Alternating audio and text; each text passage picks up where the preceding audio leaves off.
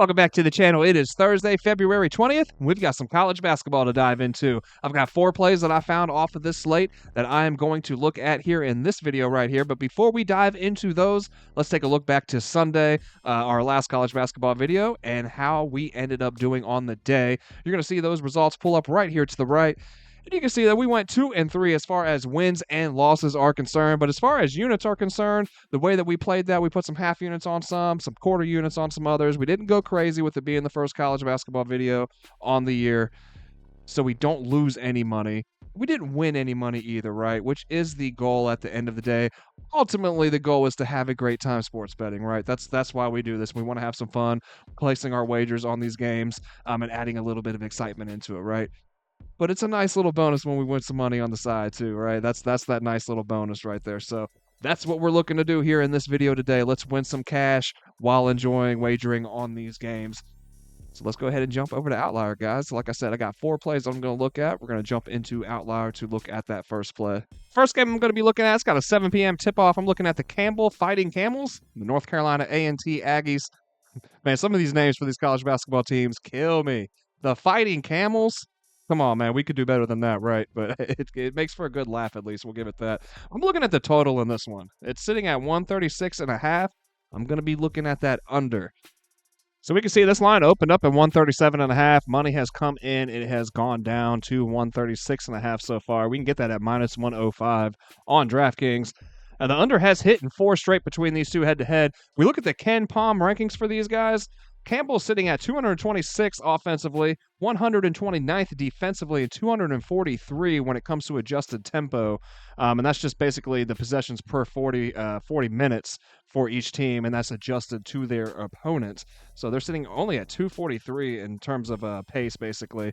North Carolina A&T, their offense sitting at 322, defense 310.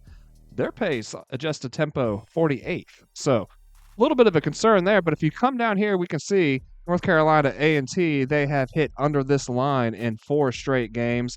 Campbell, 4 of their last 5. Their last game, they did fly over the mark, 96-91 against Delaware. But prior to that, like I said, 4 of their last 5, they have gone underneath this line here. And then just overall on the year, Campbell has gone underneath this line at a 56% rate. Now, NCAA over 74% rate, right? Not the look that we want to see there, but if we come up here and look at this insight, here's another look that helps us out here on the North Carolina side of things. We can see that they have hit under this line in 5 of their last 5 games as an underdog, which they are here as well. So for my first play, I do like this one on the under. Looking at it, under 136.5, like I said over there, minus 105 on DraftKings. And for our next play, I'm going to be looking at the UNC Asheville Bulldogs taking on the Radford Highlanders. This is another 7 p.m. tip-off.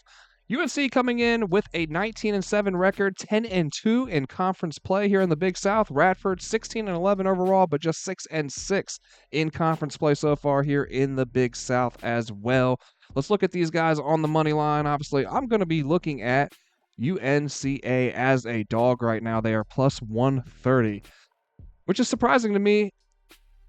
We can see this insight right here. UNC Asheville is 4-1 in their last 5 games on the road, at 80% hit rate to the money line. Look at these guys in their last 10, right? We can see that the Bulldogs are winners of 9 of their last 10, while the Highlanders are winners of just 5 of their last 10 at 50% hit rate.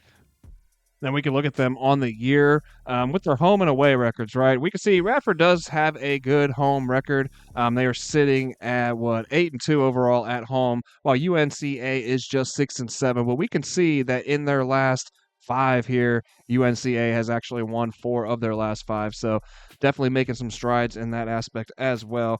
They've won 8 of the last 10 overall against Radford. They've won 6 straight against Radford.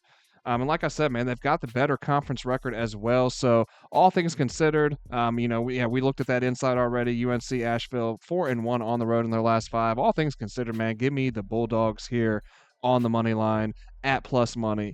Here on the road, man, I'm going to take a shot with them. All right, next up, I'm looking at USC, the Trojans taking on the Maryland Terrapins at 8:30 p.m.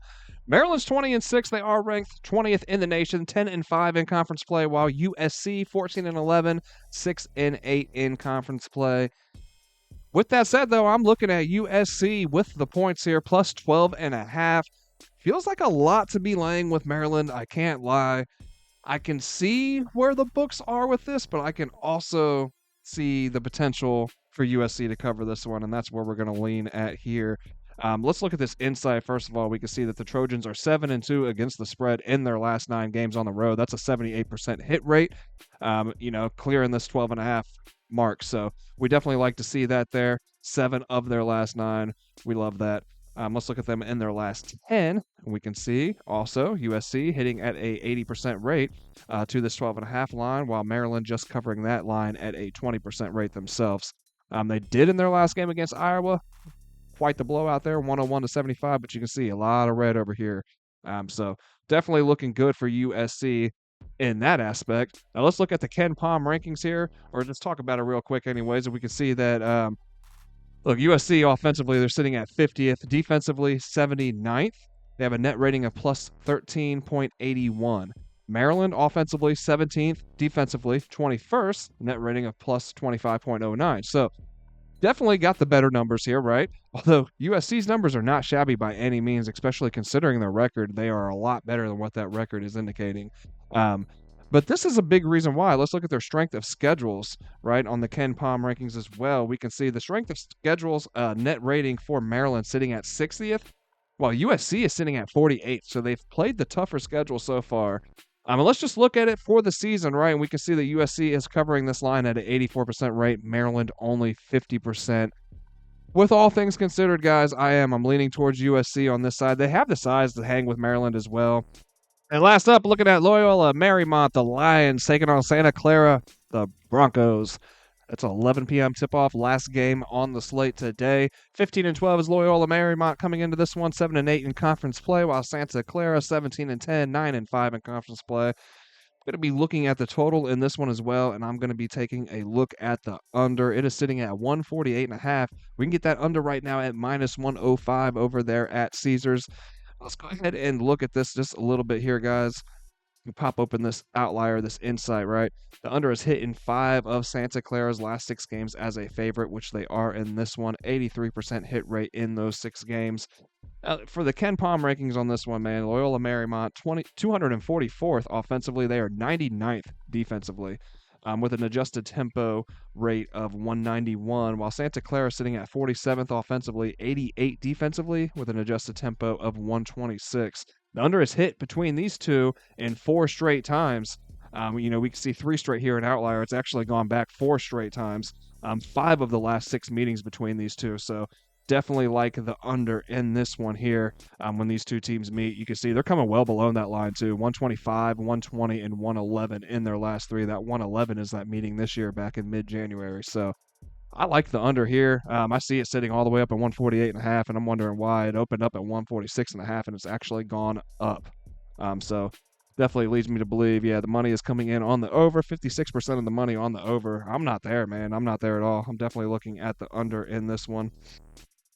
We can see on the year, LMU 70% to the under, SCU 44% to the under, right? But let's look at them in their last 10. We can see that jumps up to 60% for their last 5 as well that they have hit underneath this line here, that 148.5. So guys, kind of a quick video today that is just about going to wrap us up. I wanted to get this out to you guys with enough time to give you a couple hours in between tip-off and these games that I went over today, so you can make some decisions on your own of which way you want to roll.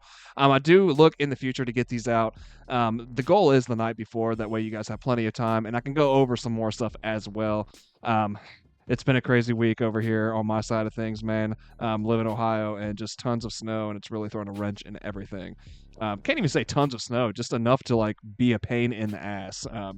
I've got kids, so school's been canceled.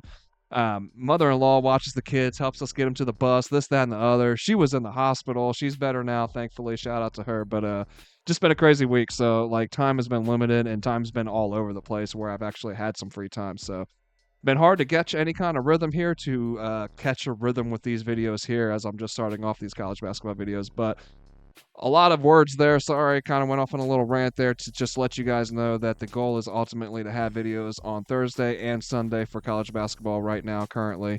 And the goal is to get those out the night before. So moving forward, that's what I intend to do. And I apologize, like I said, for the last minute videos here today, but better late than never, right? So, and hopefully you guys cash out on everything that you place today, and I'll see you guys on the next video.